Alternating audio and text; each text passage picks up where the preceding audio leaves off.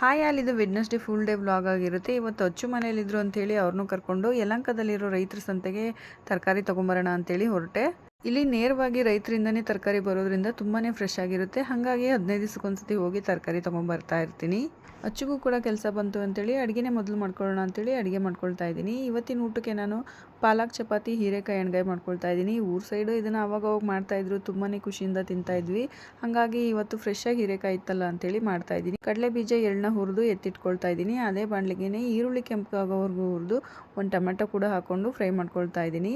ಇದಕ್ಕೆ ನಾನು ಇವಾಗ ಶುಂಠಿ ಬೆಳ್ಳುಳ್ಳಿನೂ ಹಾಕ್ಕೊಳ್ತಾ ಇದ್ದೀನಿ. ಸ್ವಲ್ಪ ಚಕ್ಕೆ, 2 ಲವಂಗ ಹಾಕ್ಕೊಂಡು ಮತ್ತೆ ಫ್ರೈ ಮಾಡಿಕೊಂಡು ಒಣಕೊಬ್ಬರಿ ತುರಿನೂ ಸ್ವಲ್ಪ ಹಾಕ್ಕೊಂಡು ಹುರಿದಿಟ್ಕೊಂಡಿರೋ ಕಡಲೆ ಬೀಜ ಎಳ್ಳು ಹಾಕ್ಕೊಂಡು ಖಾರದ ಪುಡಿ, ಧನಿಯಾ ಪುಡಿ, ಸ್ವಲ್ಪ ಗರಂ ಮಸಾಲ, ಅರಿಶಿನ ಪುಡಿ ಹಾಕ್ಕೊಂಡು ಮತ್ತೆ ಫ್ರೈ ಮಾಡಿಕೊಂಡು ತಣ್ಣಗಾಗಕ್ಕೆ ಎತ್ತಿಟ್ಬಿಟ್ಟು ಚಪಾತಿ ಹಸಿಟ್ಟನ್ನು ಕೂಡ ನಾನು ಆವಾಗಲೇ ಬೇಯಿಸಿಟ್ಕೊಂಡಿದ್ನಲ್ಲ ಪಾಲಕ್ ಸೊಪ್ಪು, ಅದನ್ನು ಮಿಕ್ಸಿ ಮಾಡಿ ಹಾಕ್ಕೊಂಡು ಕಲಸಿ ಎತ್ತಿಟ್ಕೊಳ್ತಾ ಇದ್ದೀನಿ. ಇವಾಗ ಮಸಾಲೆ ತಣ್ಣಗಾಯ್ತಲ್ವ, ಅದನ್ನು ಮಿಕ್ಸಿ ಜಾರ್ಗೆ ಹಾಕಿ ಚೆನ್ನಾಗಿ ಗ್ರೈಂಡ್ ಮಾಡಿಕೊಂಡು ಅದಕ್ಕೆ ಇವಾಗ ಹುಚ್ಚೆಳ್ಳು ಪುಡಿ, ಸ್ವಲ್ಪ ಎಣ್ಣೆನ ಹಾಕ್ಕೊಂಡು ಮಸಾಲ ಚೆನ್ನಾಗಿ ಮಿಕ್ಸ್ ಮಾಡಿ ಕಟ್ ಮಾಡ್ಕೊಂಡಿರೋ ಹೀರೆಕಾಯಿಗೆ ಸ್ಟಫಿಂಗ್ ಮಾಡಿ ಒಂದು ಬಾಣಲಿಗೆ ಸ್ವಲ್ಪ ಎಣ್ಣೆ, ಕರಿಬೇವು ಹಾಕಿ ಹೀರೆಕಾಯಿನೂ ಹಾಕಿ ಚೆನ್ನಾಗಿ ಫ್ರೈ ಮಾಡಿ ರುಬ್ಬಿಟ್ಕೊಂಡಿರೋ ಮಸಾಲನ ಹಾಕಿ ಒಂದು 10 ನಿಮಿಷ ಲೋ ಫ್ಲೇಮಲ್ಲಿ ಬೇಯಿಸ್ಕೊಂಡ್ರೆ ಹೀರೆಕಾಯಿ ಎಣ್ಗಾಯಿ ರೆಡಿ ಆಗೋಗ್ಬಿಡುತ್ತೆ.